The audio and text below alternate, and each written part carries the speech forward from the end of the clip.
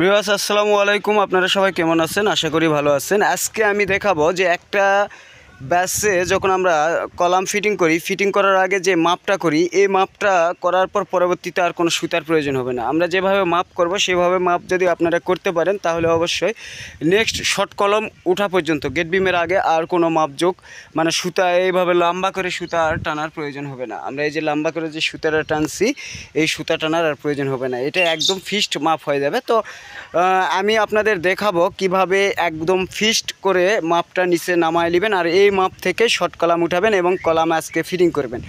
তো ভিউয়ার্স দেখতে থাকুন, আমি আপনাদের একদম ক্লিয়ারভাবে মাপটা দেখাবো এবং কিভাবে কি করলে আপনাদের এই মাপটা একবারে কমপ্লিট হবে। তো আর যদি আমার ভিডিওটা ভালো লেগে থাকে অবশ্যই আমার ভিডিওটাতে লাইক কমেন্ট শেয়ার করবেন আর ভিডিওর নেক্সট আপডেট নতুন নতুন ভিডিও পাওয়ার জন্য আমার চ্যানেলটা সাবস্ক্রাইব করে রাখবেন। ফার্স্ট কথা না বাড়িয়ে এখন কাজের কথা বলি।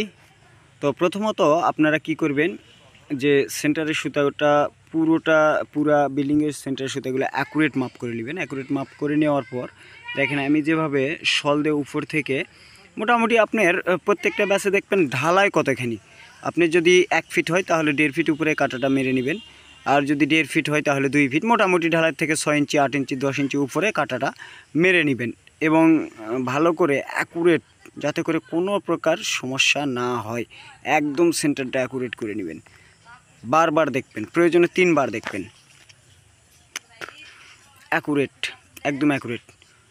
তো ভিউয়ার্স অবশ্যই এভাবে চারদিকই মেরে নেবেন আর সেন্টারটা যেন আমি যেভাবে শলটা উপর থেকে ছেড়ে দিয়ে অ্যাকুরেট করতেছি, কাটার যে 4 ইঞ্চি কাটা হলে বেশি ভালো হয়, 4 ইঞ্চি কাটা মারার চেষ্টা করবেন। তো 4 ইঞ্চি কাটাটা মেরে দেওয়ার পর 4 ইঞ্চি কাটার যে মাথা আছে, মাথা বরাবর আমি শোল্ডার সুতো অ্যাকুরেট করে নিচ্ছি। তো আপনারাও সেভাবে করবেন। আর এর ফাঁকে কিছু কথা বলে থাকি।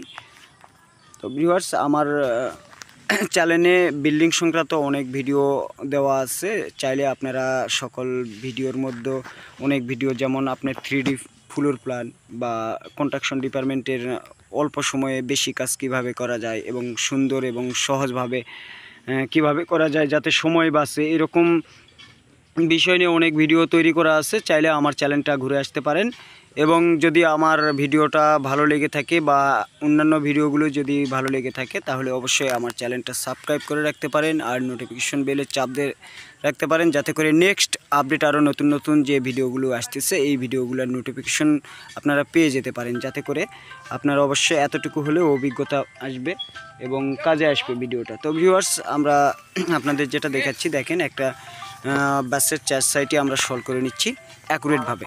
তো ভিউয়ার্স যেটা বলে থাকি বা যেটা বলতে চাচ্ছি, যে শল যখন করা হয়ে যাবে এভাবে সেন্টারটা অ্যাকুরেট করে নেওয়ার পর এই সেন্টার থেকে আপনারা ব্যাসের যে চারদিকে যে কাটা মারা থাকলো এই কাটাটা আপনাদের আর যেন না লড়ে, একদম মোটামুটি মাটি থেকে 1/2 ইঞ্চি বা 1 ইঞ্চি পরিমাণ সামনে বের করে রাখবেন, যাতে করে এই কাটাটা না লড়ে। তারপরে আপনারা কি করবেন, এই কাটা থেকে ওই কাটা বরাবর সুতো ধরবেন। আমার আগের ভিডিওতে কিছুটা দেখানো আছে, ব্যাস বসানোর একটা ভিডিও আছে যে কিভাবে কলাম ফিটিং করবেন। তো ভিউয়ার্স আপনারা চাইলে ওই ভিডিওটাও দেখে আসতে পারেন। তো মোটামুটি এই কাটা থেকে আপনারা সেন্টার টু সেন্টার সুতা ধরে নিচে চক দিয়ে দাগ দিয়ে নেবেন, আমি আগের ভিডিওতে দেখিয়েছি। তারপরে কলাম বসাবেন আর এই সেন্টার থেকে আপনি শর্ট কলমও উঠাই নিতে পারেন।